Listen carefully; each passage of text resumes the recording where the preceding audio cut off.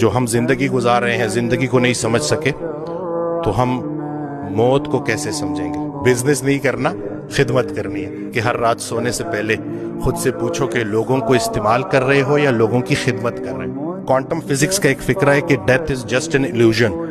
جب میں نے یہ پڑھا نا تو مجھے سرکار کا فکرہ یاد آ گیا کہ یہ کون لوگ تھے جنہوں نے موت کو میلہ بنا دیا۔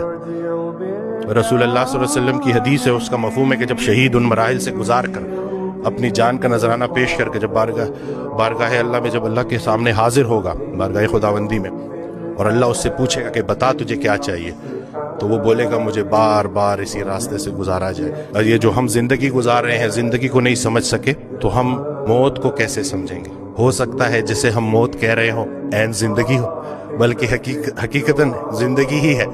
سارے چیک ادھر کیش نہیں کرانے، کچھ آگے کے لیے بھی چھوڑ دو۔ تو بس یہ ہے کہ بزنس نہیں کرنا، خدمت کرنی ہے۔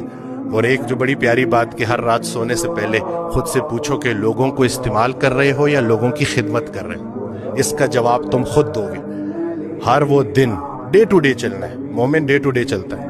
ہر وہ دن جس میں آپ کی ذات سے کسی انسان کا نقصان نہیں ہوا، آپ کے ذات کے شر سے لوگ محفوظ رہے اور کسی نہ کسی کا نفع ہو گیا، وہ بہترین دن گزر گیا۔